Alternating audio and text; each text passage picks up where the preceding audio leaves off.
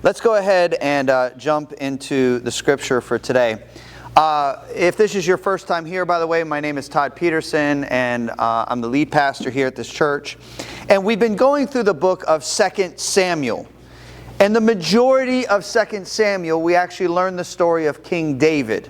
Okay, even though the story is really about Yahweh, the majority of that story, it involves King David. And the last 2 weeks, we talked about what happened with King David, where he really messed up. He ended up having an affair with a married woman by the name of Bathsheba. And when she was pregnant, when he couldn't kind of figure his way out, finally, in the end, he had her husband put to death in war, and he was found out. And last week, he had a good friend of his by the name of Nathan, and Nathan called him out. He said, "You are that man." You remember that, okay?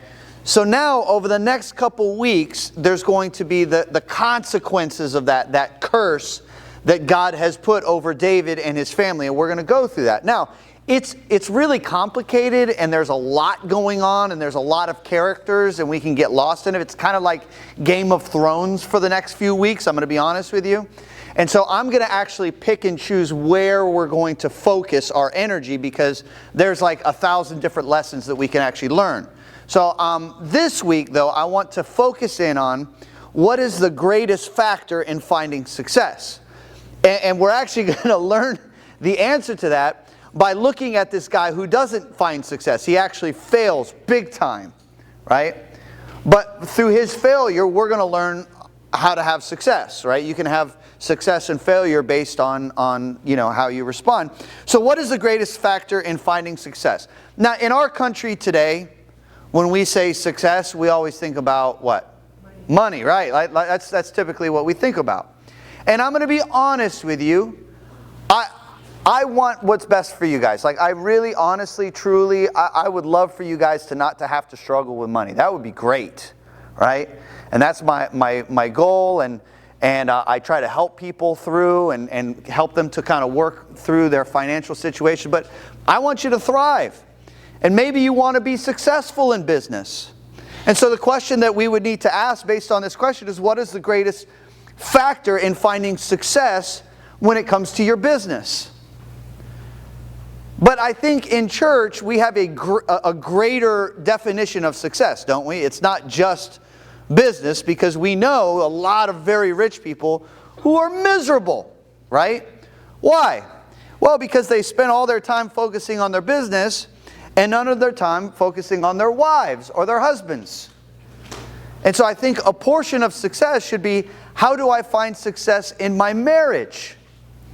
Right? And for those of you who have recently got married, I invest time in you guys to say, hey, I want you guys to have success when it comes to your marriage as well.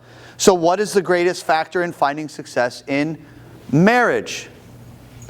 But even if you make a lot of money and you've got a great relationship with your spouse, it all stinks if the kids go south, right?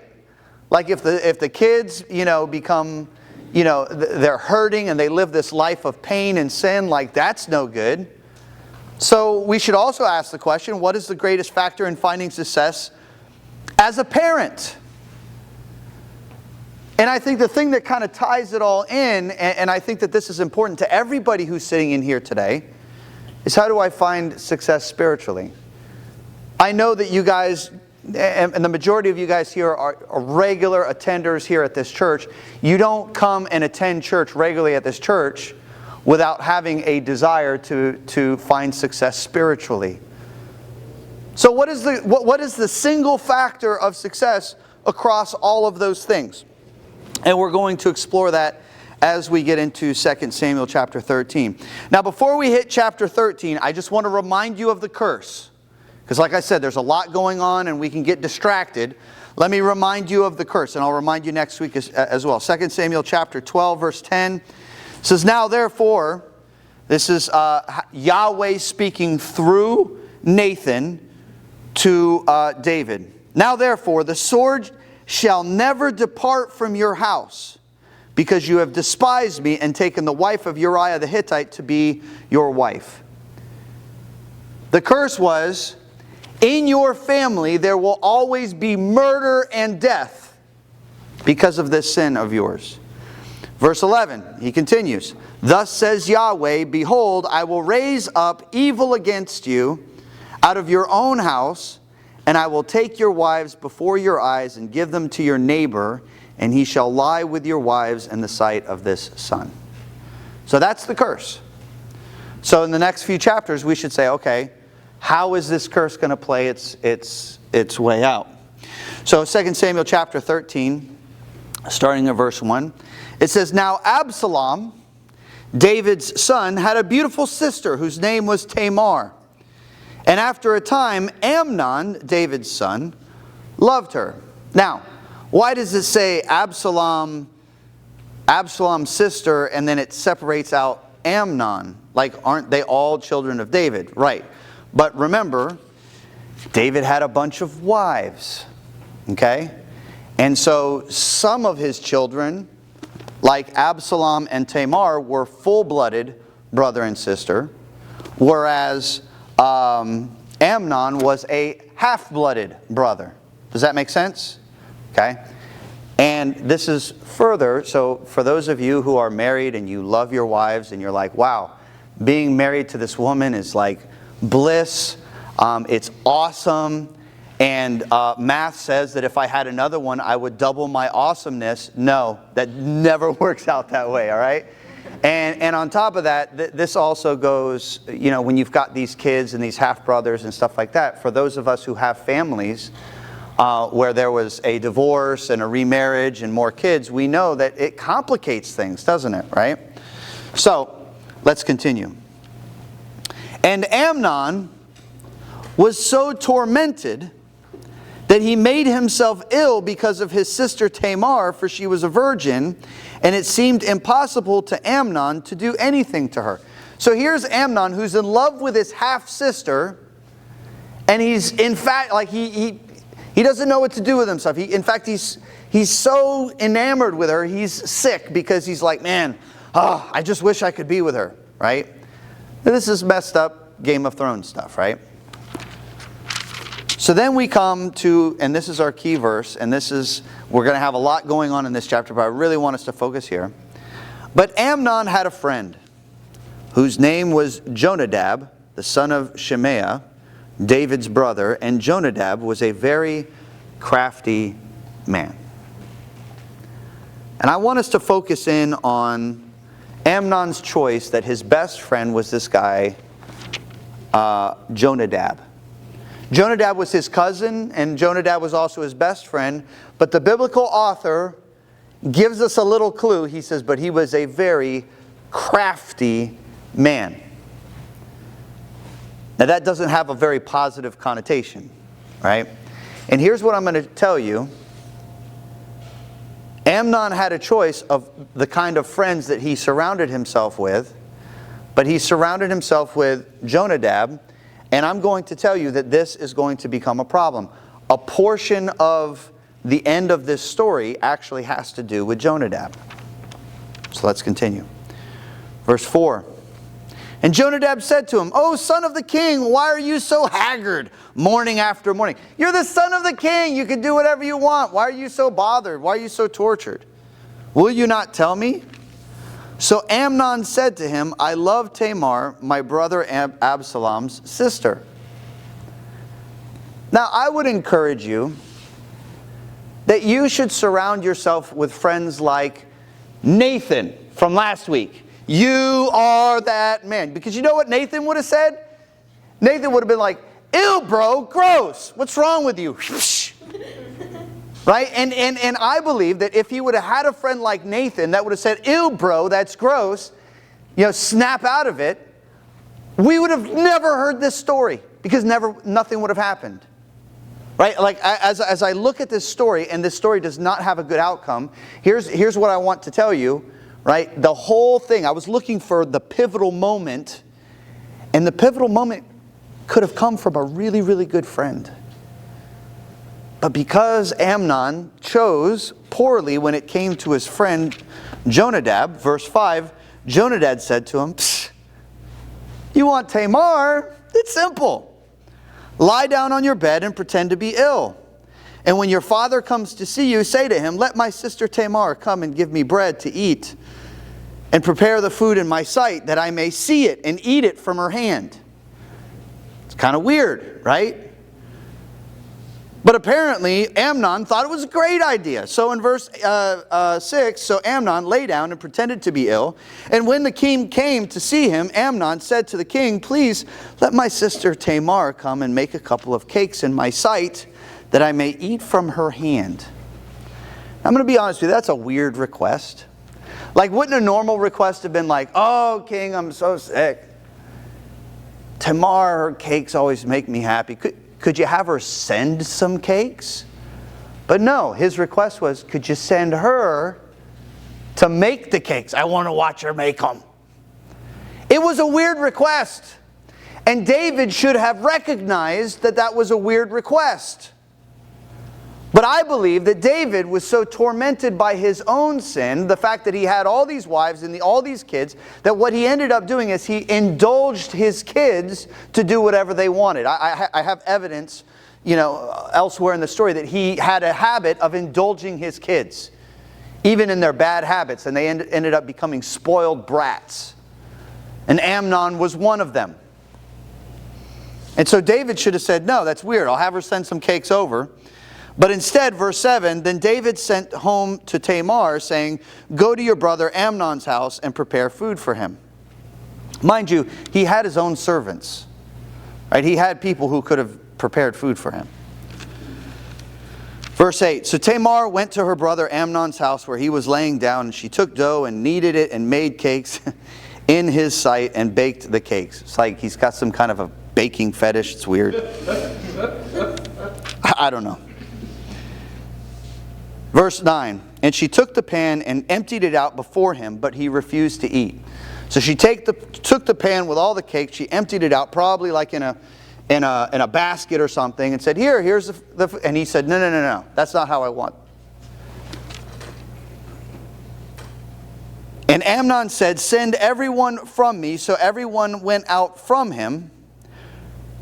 Verse 10, then Amnon said to Tamar, bring the food into the chamber that I may eat it from your hand. I just want to pause here for a second. Ladies, God has given each and every one of you what I call, this is not a professional term, the creep alarm, right? And I believe that every single lady that's here today, your creep alarm is going off as I'm telling the story. Am I right? As somebody who loves you, I want you to pay attention to that creep alarm right now. And if that ever goes off, I want you to run. Okay? Don't ignore the creep alarm that's going off in your heart. Okay? I wish that Tamar would have paid attention to the creep alarm. I know that it was going off in her head, but because the king had told her to go there, she just kind of went along with it. But I just wanted to take a moment here because the rest of the story is horrific. I'm just warning you. And Tamar took the cakes she had made and brought them into the chamber to Amnon, her brother. Verse 11, but when she brought him near to him to eat, he took hold of her and said to her, come lie with me, my sister. Verse 12, she answered him, no, my brother, do not violate me, for such a thing is not done in Israel. Do not do this outrageous thing. I have to use the word, I'm sorry. She's saying, don't rape me. Like, not only is that in and of itself horrible, you're my half-brother, right? This is disgusting. Verse 13, she continues, as for me, where could I carry my shame if you go through with this? And as for you, you would be as one of the outrageous fools in Israel. She's begging him and she's telling him, look, this is not going to go well. She says, where can I carry my shame if you go through with this? Now, I realize that I'm speaking to a group of people, And chances are there's a few women who are identifying a little bit too closely with this story. And I want to tell you, I'm sorry. I also want to tell you that if Todd Peterson could write the laws for our country, if a man was caught 100% and they knew that he had raped a woman, I would believe in, not in chemical castration, like real castration, with no anesthesia, and I would want it done publicly. And I'm not saying that because I'm a vindictive person, although I can kind of side on that sometimes. But I wish that people would see, hey, wait a minute, I don't want that to happen to me. I wish that this would happen less in our country, less in our world. And I think that if we saw consequences like that, then this kind of stuff would happen less. So I want you to just, I want to start by saying, I think this is absolutely horrible. However, back then, with the way that the culture was set up, it was worse than you think. Because back then, okay, this is before, this is before women could support themselves. This is before we had feminine hygiene products and stuff. They were dependent upon men to take care of them. And so if a virgin, even if she was violated, all of a sudden, there's not a whole lot of men that would actually want to be with her after that. Because they want to have their own family with their own children. And so for her, she was like, if you do this to me, where can I go with my shame? Right? In other words, this is going to ruin my life. And she's saying it's going to ruin your life because everybody's going to look at you like you're crazy. And then she says this, now therefore, please speak to the king, for he will not withhold me from you. She was saying, go talk to your dad. Go talk to our dad. Maybe our dad will give me to you in marriage, because that would at least be better than this. Now, did she actually think that King David would do that? I don't know. Part of me thinks that she was just kind of in a last-ditch effort to try to get him to stop. She was saying whatever she needed to say. Verse 14, but he would not listen to her. And being stronger than she, he violated her and he laid with her. I hate this story. But then, after the horror is over, verse 15, then Amnon hated her with a very great hatred, so that the hatred with which he hated her was greater than the love which he had loved her. And Amnon said to her, get up and go. Which is evidence that he never really loved her to begin with, right? He lusted after her. He saw her as an object, not as a person. And when he was faced with the mirror of his sin, he didn't like what he saw. And so instead of dealing with the consequences of his own sin, he told her, get out of my sight. I don't like the way you make me feel anymore. Right? And then she says, verse 16, no, my brother, for this is wrong in sending me away. This wrong is greater than the other that you did to me. Now, what does that mean? Again, it's their culture, their laws. Back then, if you did this to a woman, you had to take care of her for the rest of her life. It would have been even more wrong for him to send her away. But yet, because he didn't want to deal with the consequences of his own sin, he would not listen to her. Verse 17, so he called the young man who served him and said, put this woman out of my presence and bolt the door after her. Verse 18, now she was wearing a long robe with sleeves, for thus were the virgin daughters of the king dressed. This is how they would dress. So his servant put her out of the house. Imagine her kicking and screaming as he's pushing her out the door. And then he bolted the door after her. And I imagine her turning around and banging on the door and crying and screaming. Verse 19, and Tamar put ashes on her head and tore the long robe that she wore. And she lay her hand on her head, and she went away crying aloud as she went. Back then, that was Jewish culture. You would put ashes on your head, and you would tear your garments when you were mourning. And the fact that she had torn this garment that only the virgin daughters of the king wore, it meant that she was mourning over the loss of her virginity. Verse 20, and her brother Absalom said to her, has Amnon your brother been with you? How did he know? Well, he knew that she had gone to go take care of her brother, and now he sees her with her torn robe, and she's crying and she's inconsolable. He says, now hold your peace, my sister. He is your brother. Do not take this to heart. Now, what does he mean by that? Don't take this personally. He didn't reject you because of you. He's your brother. He was the one who did what was wrong.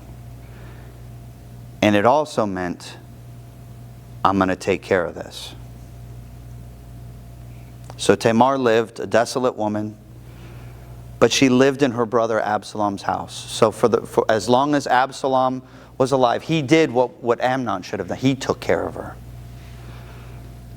Verse 21, when King David heard of all these things, he was very angry, but he did nothing about it. He should have been at Amnon's door with Pastor Todd's law in his hand, and that should have been what had happened to him. In fact, I think by Levitical law, he might have earned a death sentence. Verse 22, but Absalom spoke to Amnon neither good nor bad, for Absalom hated Amnon because he had violated his sister Tamar. He didn't say anything to him. He made him think that everything was cool.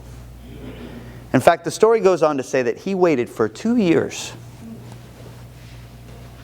Nobody suspected anything.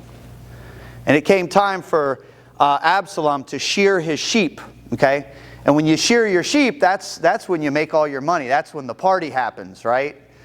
And so he went to his father David and he said, hey David, I'd like to throw a party because I'm shearing my sheep. And David's like, we don't want to be a burden to you. And he's like, no, send my brother Amnon and all the other brothers with him. And so finally he convinced his father David, because David always gave in to his kids. And so he threw a party. And in the party, in verse 28, then Absalom commanded his servants, mark or notice when Amnon's heart is merry with wine, and when I say to you, strike Amnon, then kill him. Do not fear, have I not commanded you? Be courageous and valiant. Why did he have to tell him not to fear? Well, this is the king's son. But he's like, don't worry, this is on me. It's not on you. And I didn't record the next verse, but the next verse says, and they did to Amnon what Absalom said. Now, I don't know about you guys, but my reaction to that is good. His friend, Jonadab, was hanging out with the king. And the king got word, it was kind of like a gossip that came back that said that Absalom had killed all of his brothers. And Jonadab goes, no, he just killed Amnon. Here's Amnon's best friend going, it's not that big of a deal. Don't worry about it, king. This guy sold him up the river. And so I want to remind you, this is a result of the curse over David's house, okay? This evil that was happening in David's house was a result of David's sin with Bathsheba. However, again, there's so many lessons we could learn, but I want to focus in on this friend, Jonadab. If Jonadab would have been a real friend, if instead of Jonadab, it would have been Nathan, do we all agree that this story would have been completely different? Right? And so here's what I want to encourage you to do. I want you to think about the friends that you have today and say, are they Jonadabs or are they Nathans? Are they people who just tell me what I want to hear, or are they people that are telling me what I need to hear? And the greatest factor in finding success is your friends. In fact, I'm gonna quote something here, and this actually comes from a guy by the name of Andy Stanley. I don't believe everything that Andy Stanley says, but when I was a youth pastor, I saw that his youth ministry, they said this over and over and over again to the youth, and I want to read it to you. This is kind of our answer today. Your friends will determine the direction and the quality of your life. Your friends will determine the direction and the quality of your life. Now, I think that there's a lot of us who are adults here today who are going, you know what, Todd, that's great for kids. I don't need to hear that. Oh, yeah? I think we really need to hear it, even as adults. Your friends will determine the direction and the quality of your life. And we think we don't need that because we remember our friends when we were teenagers and they were crazy. But remember, we were all crazy when we were teenagers, right? We need to hear that today. And here's the problem. The majority of us, this is the way that we live our life. We're tossed to and fro by the wind, and there's no intentionality in the way that we live our lives. I was actually, there was a storm the other day. There's been a storm like every day. And I was actually looking out at the lake, and some beach ball had flown out of somebody's yard. And it was going this way, and then the wind changed, and it was going this way, and it was just kind of back and forth. I'm just watching it, and I'm thinking, man, that's the way that most of us live our lives, right? It's like, oh, I got a raise. Okay, I'm going this way. Oh, I got another job opportunity. I'm going this way. Oh, there's people that are just surrounding me, so I'm just going to be friends with them. Oh, okay, this person's in my... And we don't have any intentionality to our lives. And here's what I want to do as your pastor is I want you to start thinking about how to live your life on purpose. How to have intentionality even in the friends that you keep. Why? Because your friends will determine the direction and the quality of your life. If you want to be successful in your business, I want you to take stock of the people in your life and go, how many successful business people am I friends with? Or maybe you don't want to own your own business, but you want to be a manager. How many successful managers am I friends with? I'm going to say something really, really tough. Some of you guys aren't going to like it. Years ago, Michelle and I were friends with a bunch of really good church people. They're great people. To this day, they're great people. And I would say their greatest quality is that they were great parents. And to this day, I've seen their adult children. Very proud of the way that they've raised their kids. But Michelle and I wanted more than just continuing to work at the same level. We wanted to be managers and eventually own our own businesses. And one of the things that we realized is all of our friends were just happy with the status quo. And at some point we had to make a decision, okay, we need to include people in our lives who are successful when it comes to their careers and their businesses. And none of those people were them. And so we had to make a conscious decision. We didn't cut them off, but we found some new friends and we started hanging out. And if they called us to this day, we would be there for them. But we started moving on to other friends because that's what we needed. And I'll tell you that the majority of my success as a business person today has become because I had good friends around me. Your friends will determine the direction and the quality of your life. You're like, Todd, I don't like that. I'm a ride or die. I'll be with my friends forever.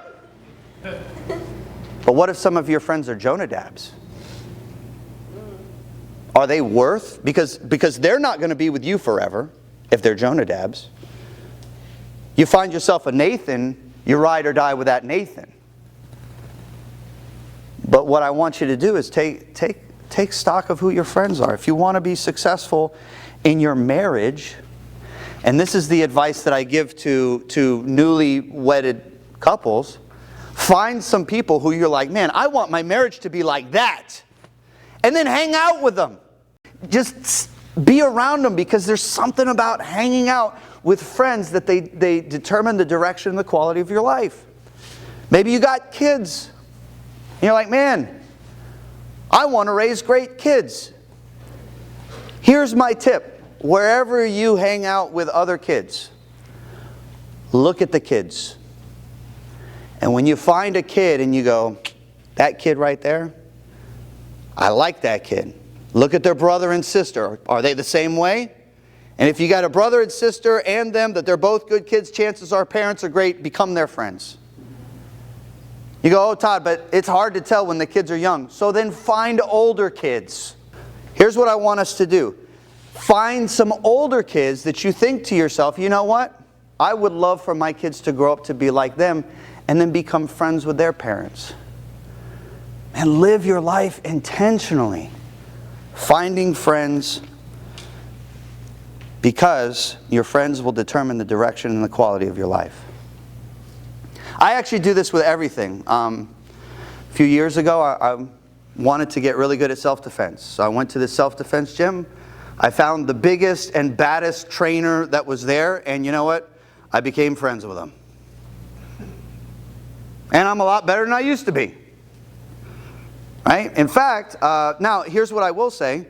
When you befriend somebody because there's something about them that you want to emulate, it doesn't mean you have to emulate their whole life. Right? This friend of mine from the gym, there's parts of his life I don't want nothing to do with. Right?